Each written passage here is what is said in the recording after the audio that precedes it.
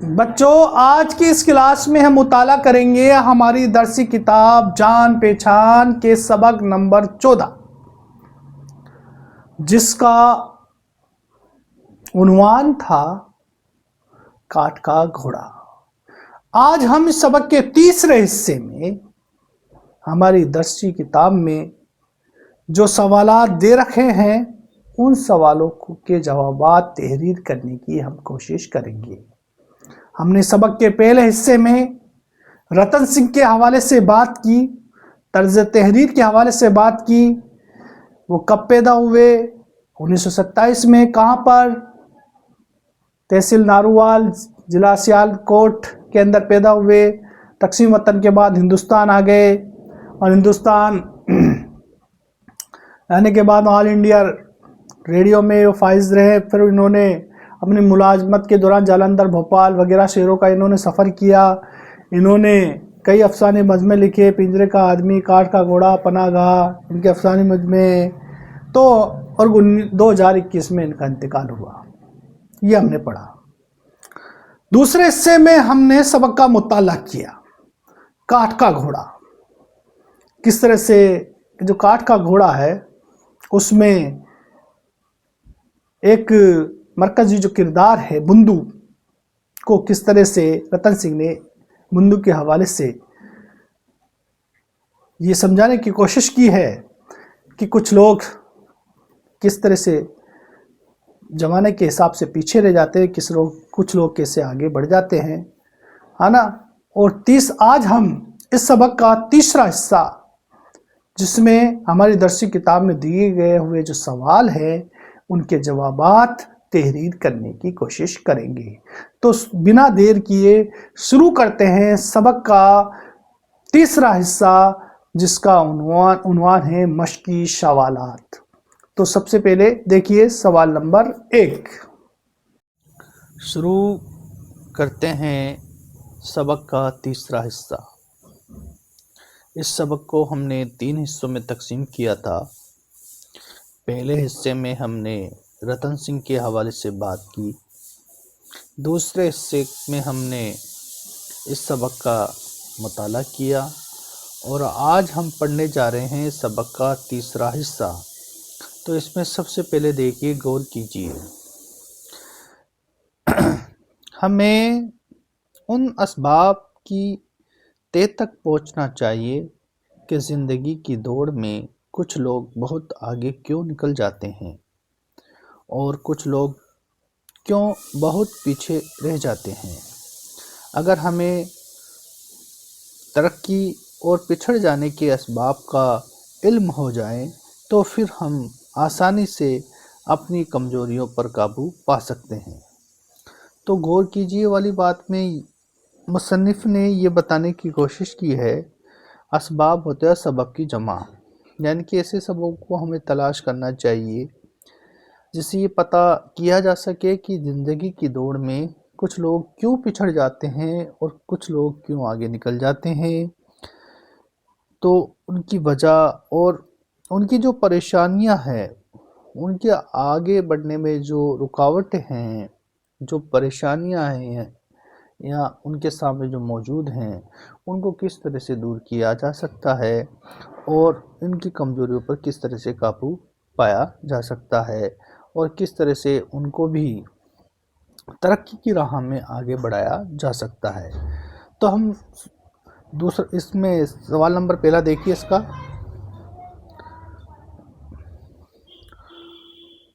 بندو کو کاٹ کا گھوڑا کیوں کہا گیا ہے؟ تو بندو کو کاٹ کا گھوڑا کیوں کہا گیا ہے؟ کاٹ یعنی لکڑی، لکڑی کا گھوڑا کیوں کہا گیا ہے؟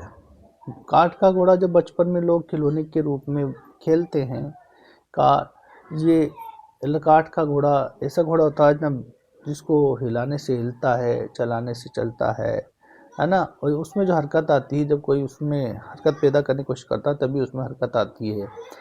تو یہاں پر اس سبق کے اندر بھی یہ بتانے کی کوشش کی مصنف نے کہ بندو بھی ایک کاٹ کے گھوڑے کے مانند ہے، جس میں کوئی حرکت نہیں ہے، جس میں کوئی حرکت نہیں ہے اور جس سے وہ آگے بڑھ نہیں پا رہا ہے، یعنی کاٹ کے گھوڑے کی طرح وہ جام ہو کر کے رہ گیا ہے۔ تو دیکھیے اس کا جواب: بندو کے ٹھیلے پر ضرورت سے زیادہ بوجھ لدا ہوا تھا، جو سڑک پر چڑھائی ہونے کی وجہ سے رک سا گیا تھا۔ اس وقت بندو کاٹھ کے گھوڑے کی طرح بے جان بن کر رہ گیا تھا، جو اپنے آپ نہ ہل سکتا تھا، نہ ڈل سکتا تھا، نہ آگے بڑھ سکتا تھا۔ زندگی کے میدان میں بھی بندو زمانے کے ساتھ قدم سے قدم ملا کر ترقی نہیں کر سکا۔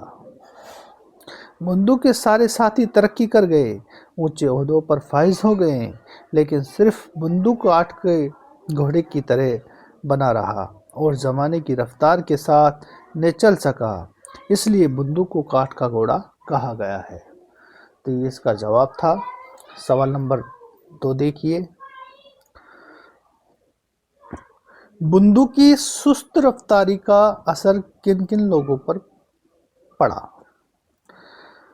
تو اس کا جواب اس طرح سے ہوگا کہ بندو کی سست رفتار کا اثر گاڑیوں میں بیٹھے ہوئے وزیر، ملک کے بڑے بڑے کارخانے دار، کاروباری، دفتروں کے افسر، دکاندار، وردیوں والے فوجی اور پولیس والے، سفید کالروں والے بابو، عام آدمی، سودا سلوف خریدنے کے لیے گھروں سے نکلی ہوئی عورتیں، اسکولوں اور کالجوں کے بچے، ڈاکٹر، نرس، انجینئر، سبھی ایسا لگتا ہے جیسے اس کی سست رفتاری کی وجہ سے سارے شہر، بلکہ ایک طرح سے کہا جائے تو ساری دنیا کی رفتار دھیمی پڑ گئی ہو۔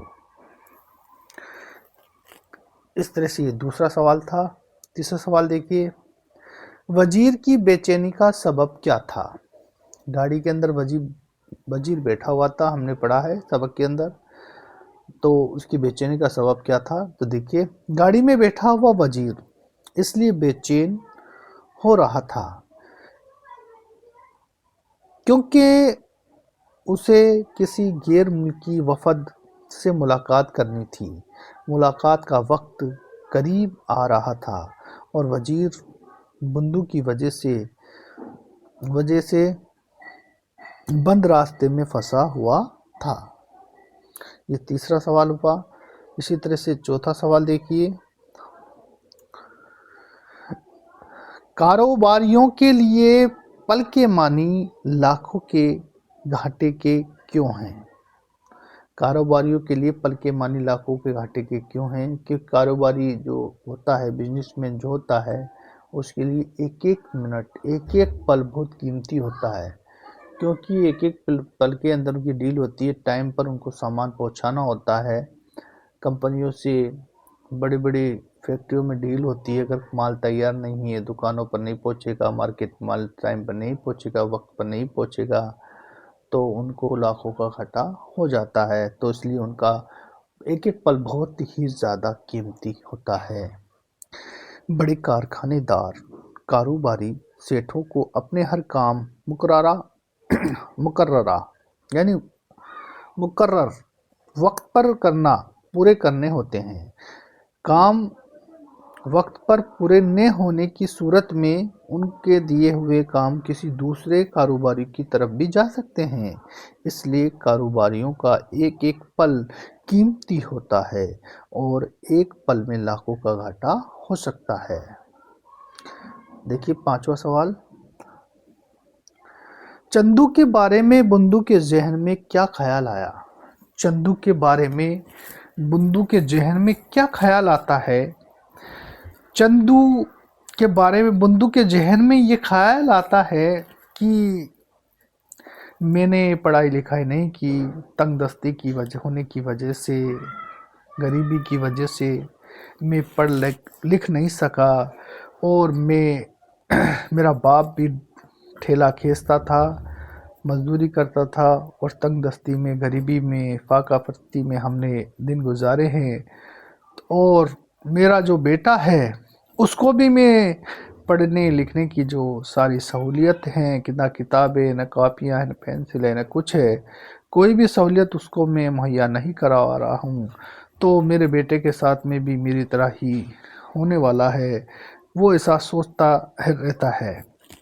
देखिए, चंदू के बारे में बुंदू के जहन में ख्याल आया कि चंदू ने महज इसलिए स्कूल जाना बंद कर दिया कि वो उसके लिए ज़रूरत की चीज़ें जुटा नहीं पाता, और चंदू अगर स्कूल नहीं जाएगा तो एक दिन उसको भी उसकी तरह ठेले का बोझ खींचना पड़ेगा। तो इस तरह से 5 सवाल पूरे हुए। अब देखिए छठा और आखिरी सवाल इसका।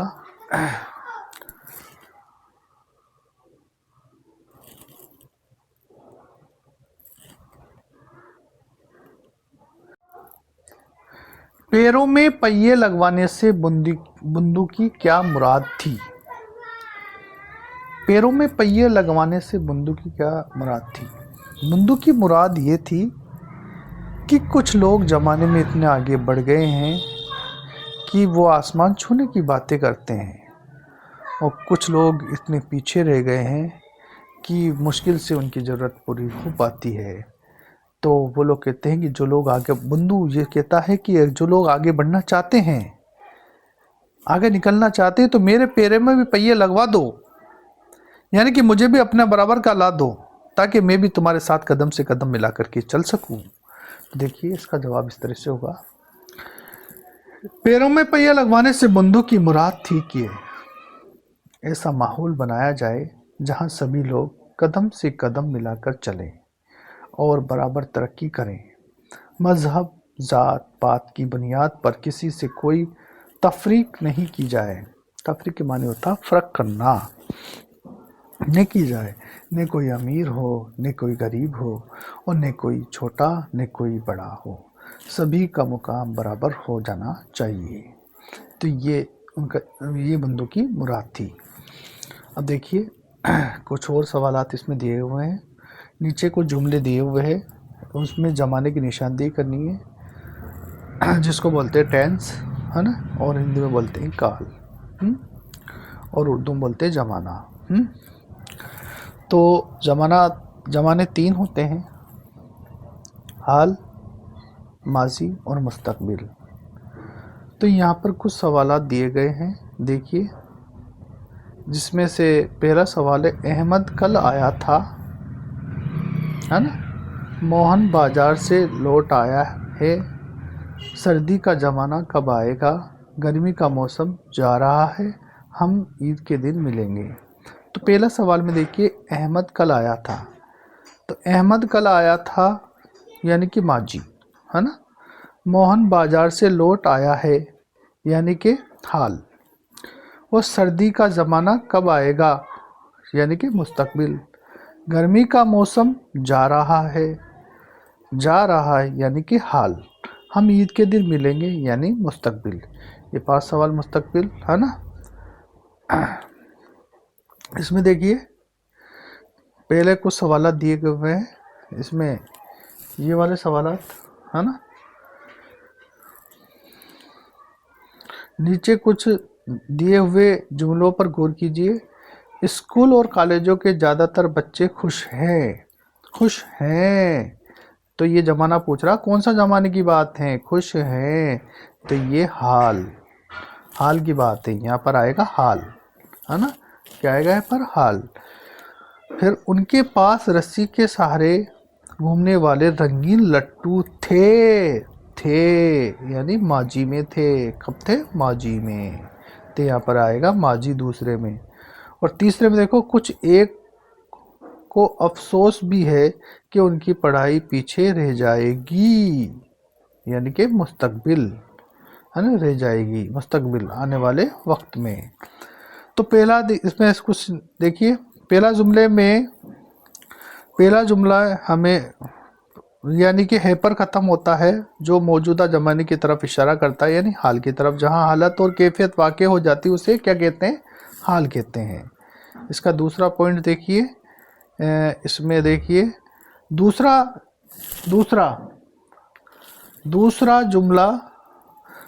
जुमला थे पर ख़त्म होता है। दूसरा जुमला किस पर ख़त्म होता है, थे पर ख़त्म होता है, जो गुजरे हुए ज़माने की तरफ इशारा कर रहा है, जहाँ ऐसी हालत कैफियत वाक़ होती है कि उसे माजी कहते हैं। तीसरा گی پر ختم ہوتا ہے جو آنے والے زمانے کی طرف اشارہ کر رہا ہے، جہاں حالت اور کیفیت واقع ہوتی ہے کہ مستقبل کہتے ہیں، ہے نا۔ تو یہاں پر کچھ سوالات تھے، ہے نا۔ اب اس میں کچھ لفظ لکھے ہوئے ہیں، ہے نا، کچھ لفظ لکھے ہوئے ہیں جس میں کرنا ہے، جیسے کہ قطار ہے نا، ان کے لفظوں کے جملے بنانے ہیں۔ قطار، بندوق کے پیچھے گاڑیوں کی لمبی قطار ہیں۔ رفتار، گاڑی کی رفتار بہت دھیمی تھی۔ تیسرا، کیفیت، مریض کی کیفیت اچھی نہیں ہے۔ فخر، استاد کو اپنے شاگردوں پر فخر ہے۔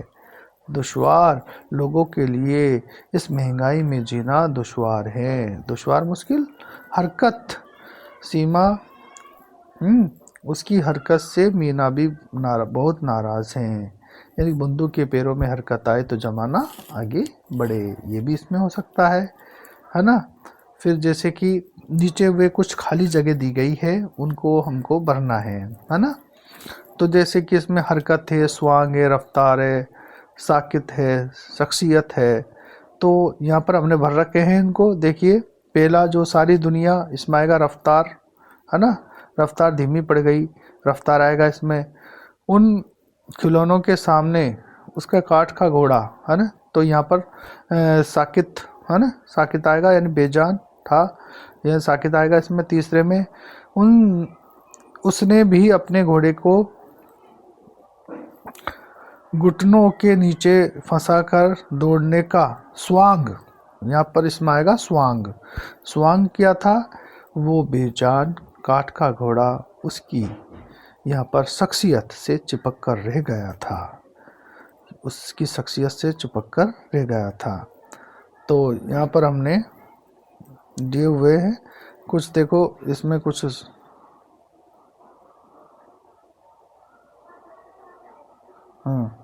اس کے پاؤں میں حرکت آئے تو زندگی آگے بڑھے۔ اس کے پاؤں میں حرکت آئے تو زندگی آگے بڑھے، تو اس میں آئے گا حرکت، ہے نا۔ تو اس میں دیکھو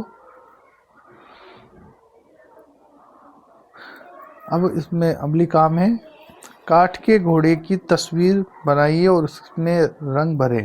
تو کاٹھ کا گھوڑا ہم نے آپ کو دکھایا تھا، پھر سے ایک بار پھر سے آپ کو دکھا دیتے ہیں کاٹھ کا گھوڑا۔ تو یہ کاٹھ کا گھوڑا ہے، لکڑی کا گھوڑا بنا ہوا ہے، اس کو بولتے کاٹھ، کاٹھ یعنی لکڑی، لکڑی کا گھوڑا، ہے نا۔ تو اس میں رنگ بھر لیجیے آپ، تو یہ عملی کام میں دے رکھا ہے۔ تو بچوں اس طرح سے ہمارا یہ جو سبق ہے کاٹھ کا گھوڑا، جس کے مصنف رتن سنگھ نے کے ذریعے یہ سبق ہمارا تحریر کیا گیا ہے۔ آج ہم نے اس سبق کو پوری طرح سے مکمل کر لیا ہے۔ اب ہماری جو ملاقات ہوگی اگلے سبق کے ساتھ میں ہماری ملاقات ہوگی انشاءاللہ۔